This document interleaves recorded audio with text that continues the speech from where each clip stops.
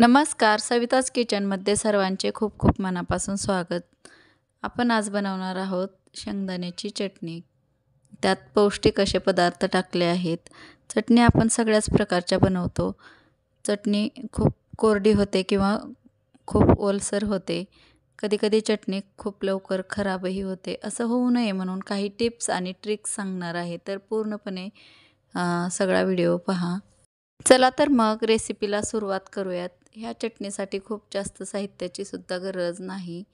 तर शेंगदाणे मी 1 वाटी असे घेतले आहेत निवडून स्वच्छ, आणि अर्धी वाटी असे सुके खोबरे घेतले आहे किसलेले. तीळ घेतले आहेत 2 चमचे, 1 चमचा जवस, 2 चमचे लाल मिरची पावडर घेतली आहे, काश्मीरी लाल मिरची पावडर, आणि 2 चमचे साधी लाल मिरची पावडर घेतली आहे. जिरे घेतले आहे 1 चमचा. आणि आत्ता आपण लोखंडी कढईमध्ये थोडंसं तेल टाकून 1 चमचाभर मध्यम गॅसवर आपण हे शेंगदाणे खरपूस असे भाजून घेणार आहोत. तर थोडंसं तेल टाकलं आहे, त्यामुळे लगेचच शेंगदाणे छान असे खरपूस भाजले जातात. आणि मध्यम ते बारीक गॅसवरच आपल्याला हे शेंगदाणे छान असे भाजून घ्यायचे आहेत. खरपूस असे भाजून घ्यायचे आहेत. शेंगदाण्यामध्ये खूप मध्यम ते बारीक गॅसवर मी शेंगदाणे असे खरपूस भाजून घेतले आहेत. तर आपल्याला इथे आत्ता ह्या स्टेजला सुके खोबरे टाकायचे आहे खिसलेले. तर हे अर्धी ते पाऊण वाटी घेतले तरी चालते, पण मी 1 वाटी असं घेतलं आहे खोबऱ्याचा खीस. छान असं भाजून घ्यायचा. शेंगदाण्याला थोडा जास्त वेळ लागतो, खोबऱ्याला थोडासा कमी वेळ लागतो, म्हणून आपण खोबरं नंतर टाकलं आहे. आणि छान असं भाजून घ्यायचं आहे. शेंगदाणे भाजून झाले की आपल्याला खोबरेसुद्धा भाजून घ्यायचे आहे. खोबरे भाजून झाले की आपल्याला यात आपण तीळ, जवस हे घेतलेले आहेत ते टाकायचे आहेत. खूप छान ही चटणी तयार होते. छान असं लालसर रंगावर खोबरं भाजून झालं आहे. तर आता आपण ह्या स्टेजला तीळ टाकूयात. 2 चमचे असं तीळ टाकले आहेत. जवस टाकलं आहे 1 चमचा.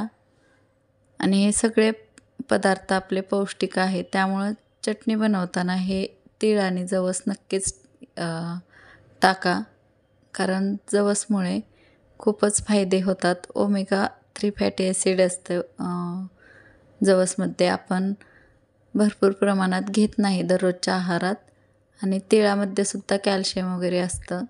तर नक्कीच टाकून बघा. आणि चटणीसुद्धा खूप चविष्ट अशी होते. नक्कीच बनवून पहा. ह्या पद्धतीने चटणी अजिबात खराब होत नाही. जिरी टाकली आहे 1 छोटा चमचा, आणि लसूण पाकळ्या टाकल्या आहेत आत्ता अर्धी वाटी असं. 25 ते 30 पाकळ्या आहेत ह्याचा पाण्याचा अंश कमी होण्यासाठी आपण लास्टला टाकलं आहे हे. लसूण आपला चांगला भाजून झाला आहे. लसूणमधला थोडासा पाण्याचा अंश कमी झाला की आपली चटणी खराब होत नाही. आणि आत्ता आपली दररोजची चटणी साधी बनवलेली ती टाकली आहे मी. 2 चमचे अशी टाकायची, किंवा तुम्हाला जास्त तिखट लागत असेल तर 3 ते 4 चमचे तुम्ही टाकू शकता. आणि इथे मी काश्मीरी लाल मिरची पावडरसुद्धा वापरली आहे. आणि थोडी जास्त तिखट होण्यासाठी 3 चमचे अशी मी आपली साधी मिरची पावडर टाकली आहे. आणि आता काश्मीरी लाल मिरची पावडर टाकली आहे 2 चमचे.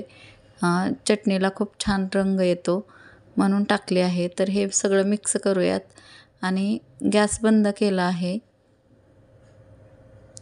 म्हणजे छान असं आपले सगळे जिन्नस एकत्र होतात. आणि हे थंड करून घ्यायचं आहे आपल्याला.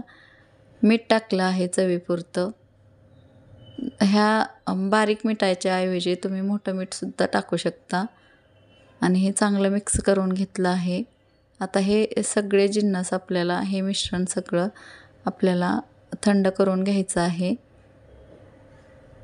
आणि मिक्सरमध्ये आपल्याला हे भरडून घ्यायचं आहे. आता थोडंसं हिंग टाकलं आहे, 1 पाव चमचा असं हिंग टाकलं आहे. तर आपण हे मिक्स करून घेऊयात आता. हे सगळं आपल्याला थंड करून घ्यायचं आहे. नंतरच आपल्याला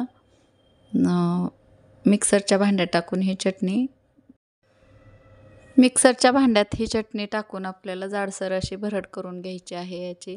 ह्यात अर्धा चमचा अशी हळद पण टाकली आहे. हळद पण आपल्या शरीरासाठी खूप उपयुक्त असते, म्हणून हळद पण जरूर टाकायची आहे. तर हे सगळं मिक्स करून घेतलं आहे आणि थंड करून घेऊयात आता आपण. थंड झालं आहे हे. आता मिक्सरच्या भांड्यात टाकून आपण ह्याची जाडसर अशी भरड करून घ्यायची आहे. मिक्सरचं भांडं जास्त गच्च भरायचं, म्हणजे आपल्याला उकळीत कुटल्यासारखी चटणी ह्याची तयार होते. म्हणून गच्च असं भांडं भरायचं आणि झाकण लावून पल्स मोडवर बनवून घ्यायची ही चटणी, भरडून घ्यायची. मिक्सरचे भांडे गच्च असं भरून घेतलं आहे मी आणि आत्ता हे पल्स मोडवर आपण फिरवून घ्यायचं आहे. जाडसर अशी चटणी बनवून घ्यायची आहे. ही चटणी खूपच छान स्वादिष्ट लागते. चपाती चटणी किंवा ताटाची रंगत वाढवणारी ही चटणी खूपच छान अशी आपली तयार आहे. डब्याला किंवा काहीतरी भाजीला नसेल तर ही चटणी चपाती किंवा भाकरीबरोबरसुद्धा खूप छान लागते आणि तुम्ही नक्की अशा पद्धतीने ही चटणी बनवून पहा. शेंगदाणे, खोबरे, जवस, तीळ असं हे पौष्टिक पदार्थ आहेत. आपण नेहमी खात नाही, म्हणून चटणीच्या माध्यमातून नक्कीच आपण दररोजच्या आहारातून घेऊ शकतो. तर नक्कीच बनवून पहा अशा पद्धतीने चटणी आणि अजिबात बिघडत नाही, ओलसर होत नाही किंवा कोरडीसुद्धा होत नाही. चटणी रेसिपी आवडली तर नक्कीच व्हिडिओला लाईक करा आणि चॅनलला सबस्क्राईब नक्की जरूर करा. म्हणजे अशाच नवीन नवीन रेसिपीसाठी सविताज किचनला सबस्क्राईब नक्की करा. Bell icon. भेटू अशाच नवीन रेसिपीसोबत. तोपर्यंत धन्यवाद.